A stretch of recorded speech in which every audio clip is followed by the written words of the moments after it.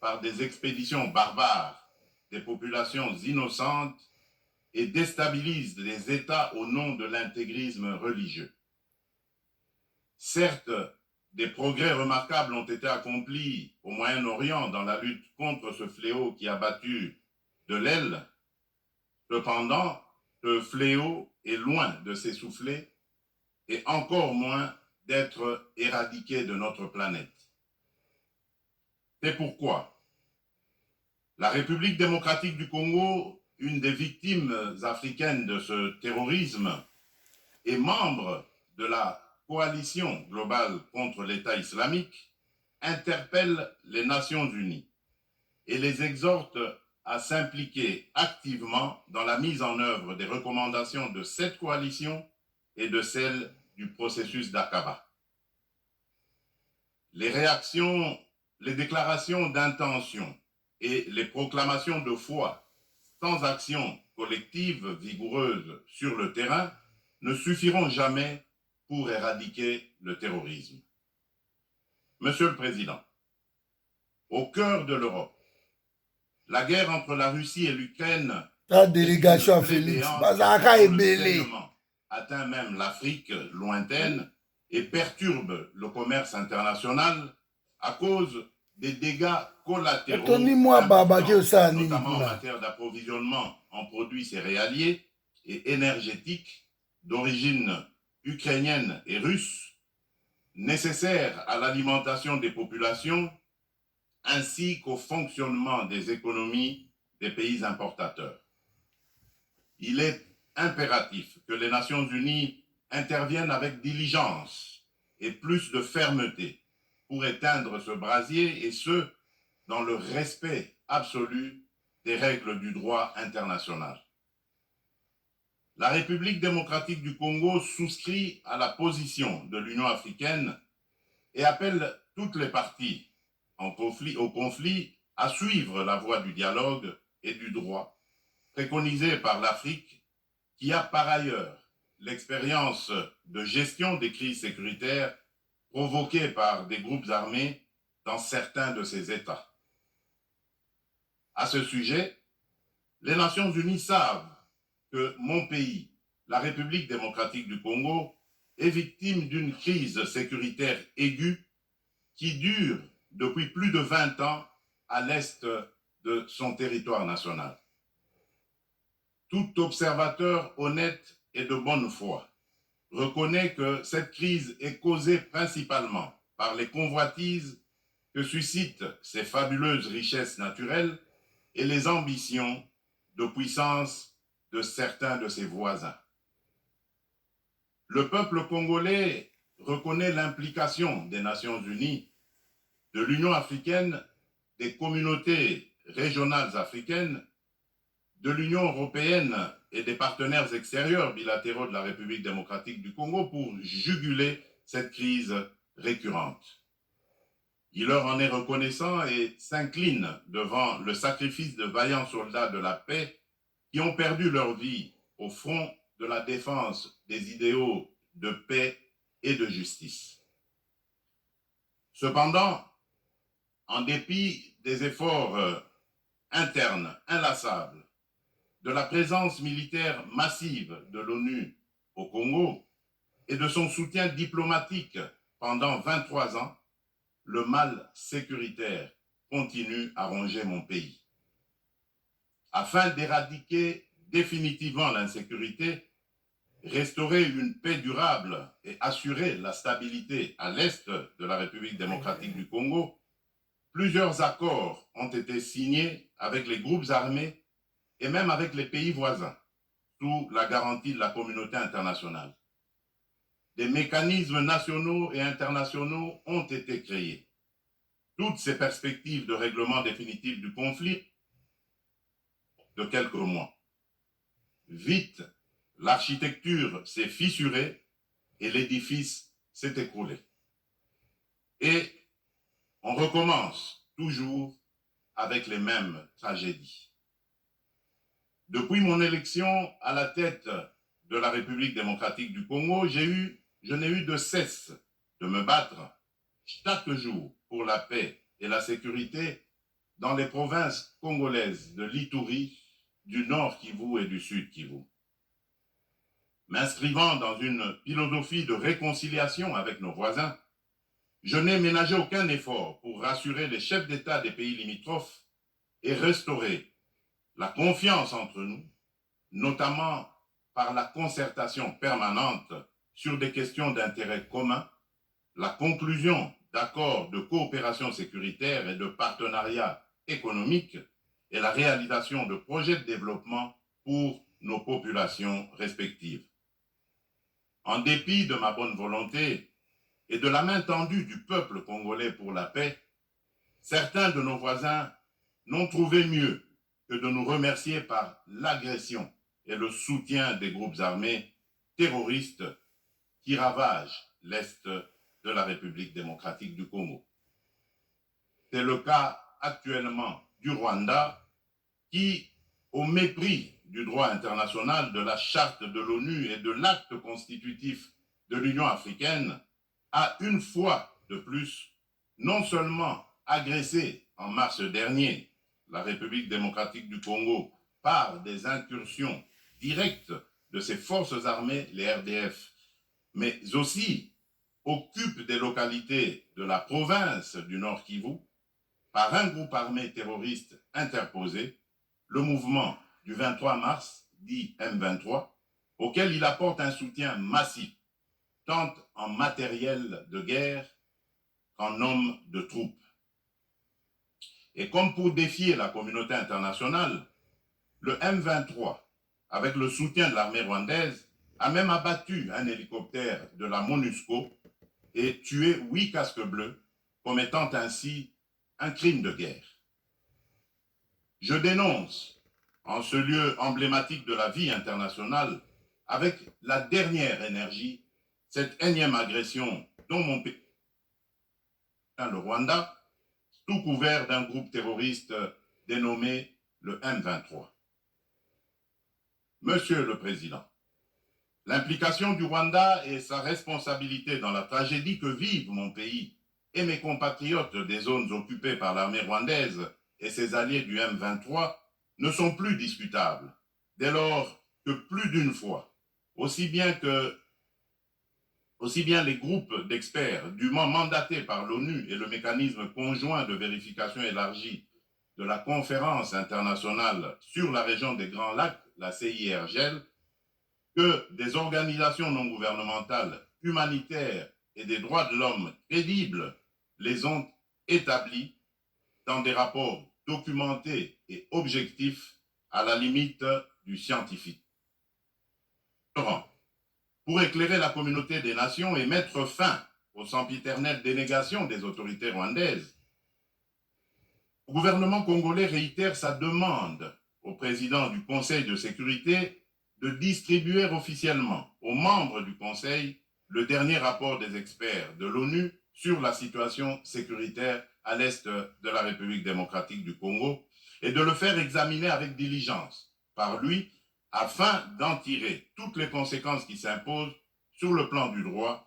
de la paix et de la sécurité internationale. Il y va de l'image et de la crédibilité de notre organisation. Procéder autrement serait, d'une part, encourager le Rwanda à poursuivre son agression, ses crimes de guerre et ses crimes contre l'humanité en République démocratique du Congo, et d'autre part,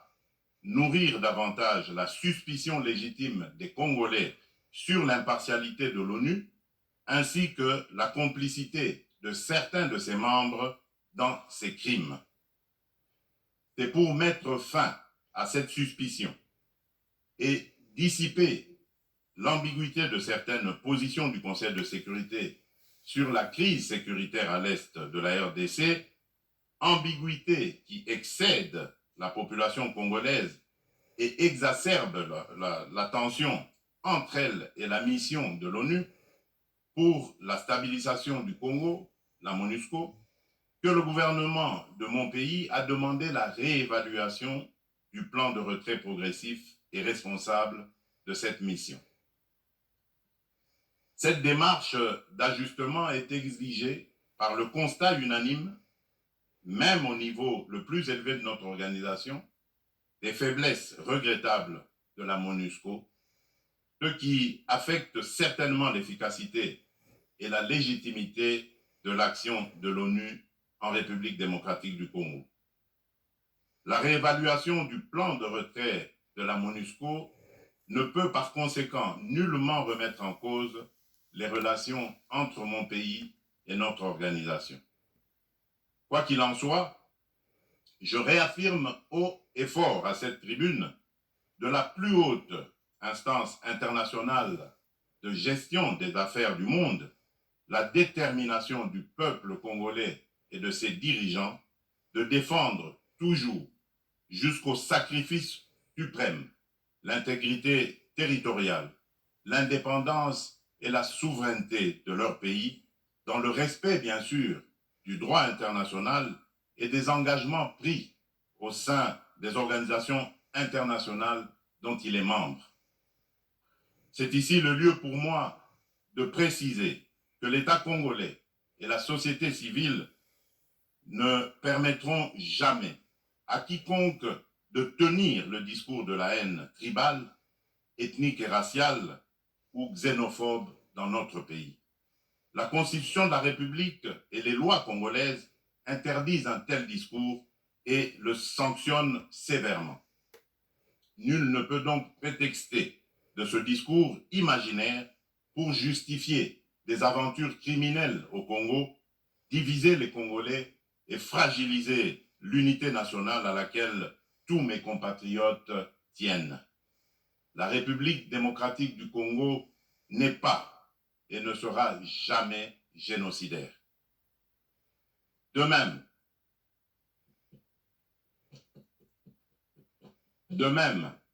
je soutiens que la prétendue collaboration que certains officiels congolais entretiendraient avec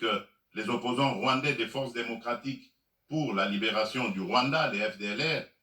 dont se servent les dirigeants rwandais pour justifier les agressions répétées de la RDC, est un alibi qui n'est corroboré par aucun fait avéré sur le terrain. En effet, les FDLR ont été décapités et réduites à néant par les forces armées de la République démocratique du Congo, les FARDC, en étroite collaboration avec l'armée rwandaise dans le cadre des opérations conjointes menées il y a quelques années. La République démocratique du Congo a en outre rapatrié plusieurs éléments des FDLR et leurs familles. Dès lors, les Congolais se demandent de quel FDLR parle-t-on? Quel est le mètre carré du territoire rwandais occupé par ces fantomatiques FDLR? À quel lieu précis du sol rwandais a-t-on jamais vu un jour un soldat congolais? Quoi qu'il en soit, la République démocratique du Congo reste disponible pour toute action répressive contre tout groupe armé qui tenterait de troubler la paix et la sécurité dans un pays voisin et dans la région des Grands Lacs. Monsieur le Président, le peuple congolais demande aux Nations Unies, à l'Union africaine, aux communautés régionales africaines du Congo, de ne plus se fier aux dénégations éhontées des autorités rwandaises et de contribuer plutôt au rétablissement de la sécurité, à la construction d'une paix durable et à la création de conditions nécessaires à une coopération fructueuse dans la région des Grands Lacs et pour le bien de tous. À cet effet, il est nécessaire de voir ceci, 1. Rendre effectif le retrait immédiat du M23 des localités occupées, le retour des déplacés congolais de ces localités à leur domicile et la cessation sans condition du soutien de l'armée rwandaise à ce groupe terroriste, selon l'esprit et la lettre de la feuille de route de Luanda, convenue entre la République démocratique du Congo et le Rwanda, ainsi que des déclarations successives du Conseil de sécurité de l'ONU, du Conseil de paix et de sécurité de l'Union africaine de la communauté d'Afrique de l'Est, la CAE, et de la communauté pour le développement de l'Afrique australe, la SADC. 2. Multiplier les pressions sur le Rwanda et le M23, dont les dirigeants sont du reste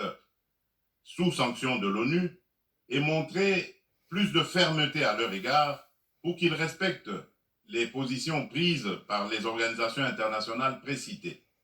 3. Appuyer la poursuite du processus de paix de Nairobi,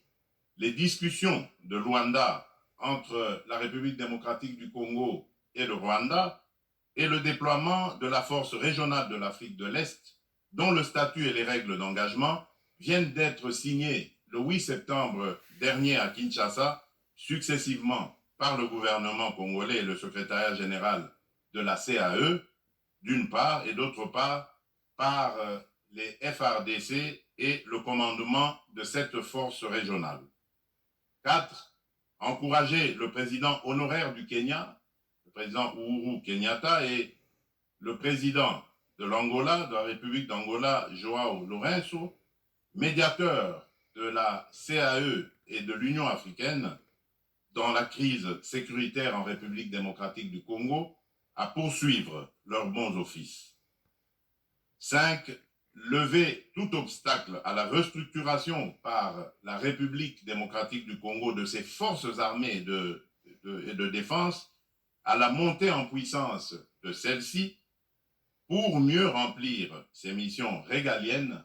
notamment par la levée pure et simple de toutes les mesures restrictives de l'acquisition d'équipements militaires,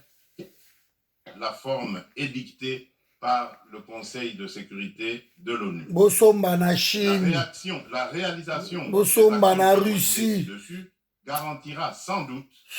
le peuple congolais de la certitude d'un règlement de la crise et facilitera un dialogue constructif entre toutes les parties concernées quant à ce. Monsieur le Président, nous, peuple congolais, sommes décidés cette fois-ci à mettre définitivement fin à l'insécurité à l'est de notre pays, quoi qu'il en coûte. L'heure a sonné de casser à jamais le cycle infernal de la violence à l'est de la République démocratique du Congo pour stabiliser la région des Grands Lacs afin de tirer le plus grand bénéfice de ses potentialités économiques ainsi que de sa riche biodiversité pour sauver l'humanité face au changement climatique. La gestion de ces changements pose deux problèmes fondamentaux, à savoir la mise en œuvre d'instruments juridiques et financiers issus de négociations internationales, en particulier dans le cadre des différentes conférences des parties à l'accord des Nations Unies sur le climat, la COP,